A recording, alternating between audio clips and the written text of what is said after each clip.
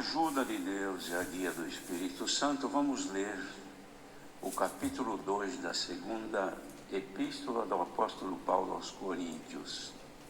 Segunda aos Coríntios, capítulo 2.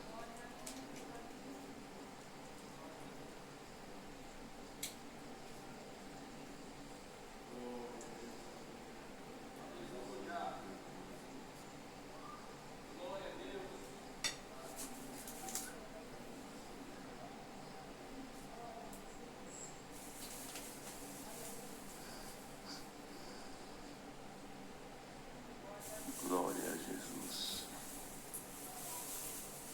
Vamos ler então com a ajuda de Deus, irmãos.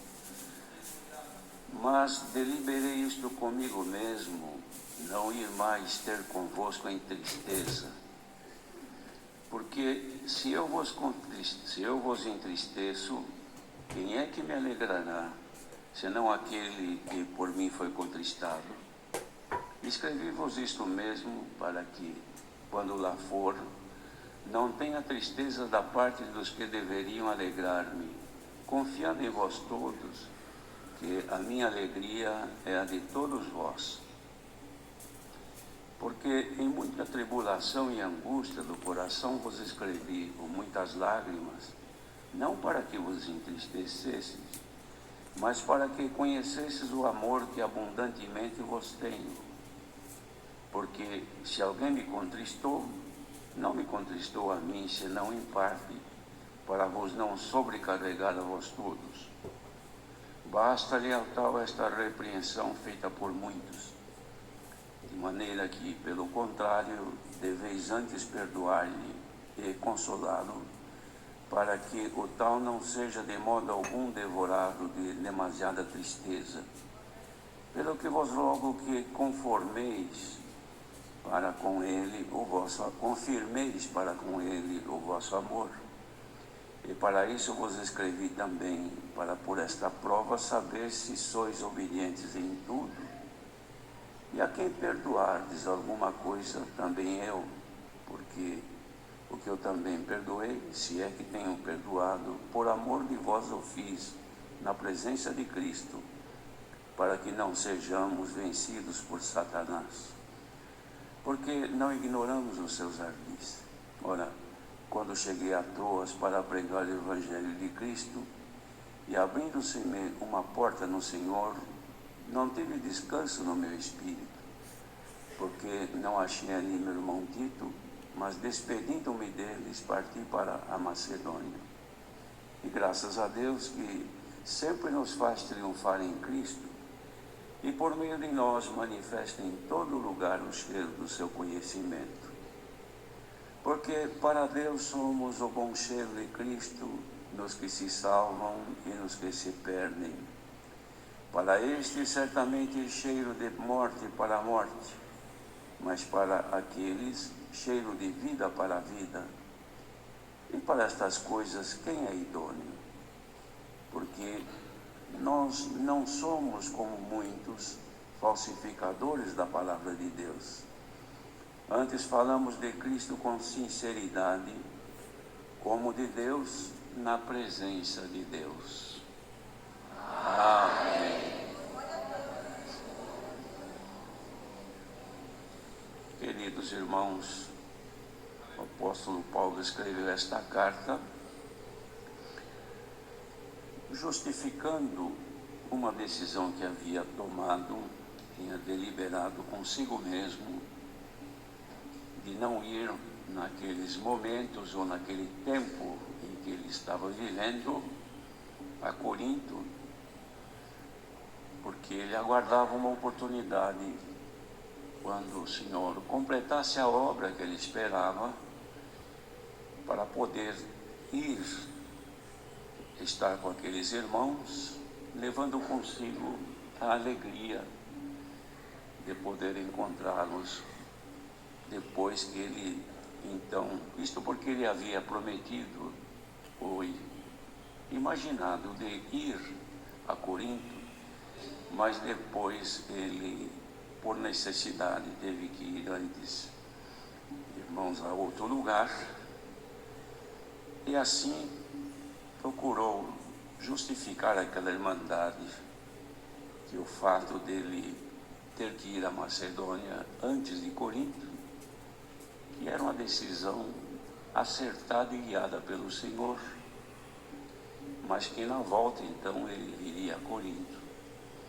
E ele dizia aqui então que ele havia deliberado isso consigo mesmo, porque ele não queria ir ali na condição em que ele se encontrava, entristecido por causa do fato que havia ocorrido naquele lugar, de alguém que havia cometido um delito, um pecado grande, e ele havia tomado uma decisão anteriormente com respeito a essa pessoa que caiu numa grande desobediência, cometendo um pecado com a mulher de seu pai.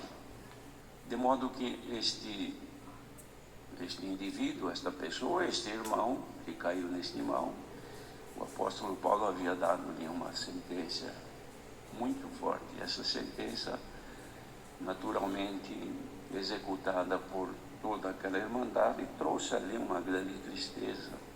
E todas as vezes que ele pensava de ir ali, também se sentia triste.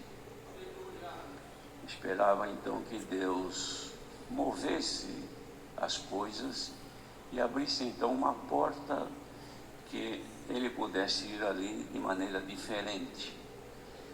Mas o Senhor então consertou aquela situação, irmãos, fazendo com que, através de uma grande tristeza que tomava o apóstolo por este momento, este envolvimento nesta situação, e a irmandade também. E era um trabalho de Deus, porque neste movimento que Deus fez, houve um reconhecimento tanto da irmandade quanto da própria pessoa que caiu neste mal, vindo a permanecer entre os irmãos. E o apóstolo então, sentindo-se guiado por Deus, apresenta aqui um perdão, uma misericórdia, para cumprir o que Jesus mesmo disse: bem-aventurados misericordiosos, porque eles alcançarão misericórdia. E o apóstolo aqui usa então desta bem-aventurança, usar de misericórdia para com aquele que caiu, mas que agora permanecia ali. E ele então falava com o povo que usasse dessa mesma misericórdia, para que a tristeza fosse dissolvida e voltasse então a alegria entre o servo de Deus e a irmandade também. E ele disse que ele tinha feito essa deliberação porque ele estava triste, porque disse: se eu vos entristeço, quem é que me alegrará? Então eu quero ir visitá-los, estar convosco quando terminar este período, esta fase de entristecimento, e voltar a alegria entre nós outra vez. Então, estando aí, levarei alegria para alegrar-me junto com todos vós. E eu escrevi isto, dizia ele, para que quando eu for lá, eu não tenha tristeza da parte dos que deveriam me alegrar, porque a minha alegria é a vossa alegria. Se eu chegar aí e vos encontrar todos entristecidos, naturalmente eu também me entristecerei, e não é essa a minha esperança. Quero chegar aí alegre e encontrar todos felizes servindo a Deus. E ele dizia, irmãos, que ele havia escrito para aquela irmandade, não com alegria na decisão, mas com muitas lágrimas. Chorou por ver o mal que havia acontecido. Mas ele dizia que tudo isso era para que houvesse abundância do amor que ele já tinha, mas que se manifestasse aqueles irmãos, que ele tinha abundantemente um grande amor na obra de Deus ali com aquela irmandade. Então fez tudo isto, irmãos, invocando um bem para que alguém não fosse entristecido de forma demasiada e vir até se perder totalmente. Então ele disse: basta ao tal, esta pessoa, toda a repreensão que já foi feita por muitos. Chega agora, deixe de desprezá-lo, porque ao contrário, vamos perdoar-lhe e consolá-lo, para que o tal não seja de modo algum devorado por demasiada tristeza. Irmãos, isto é amor de Deus, isto é misericórdia, que ele havia no momento quando ele deu a repreensão, deixado uma dura sentença àquela pessoa, que deveria ser seu corpo, enfim, dado ao adversário para sofrimento, para a salvação do seu espírito no último dia.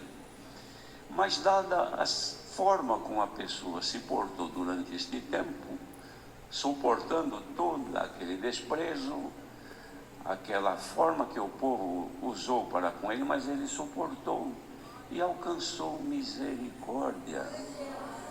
Embora tenha caído num grande pecado, mas a misericórdia triunfou do juízo. Glória ao nome do Senhor. De modo, irmãos, que ter misericórdia é dom de Deus. Nós precisamos ser misericordiosos, não vingativos.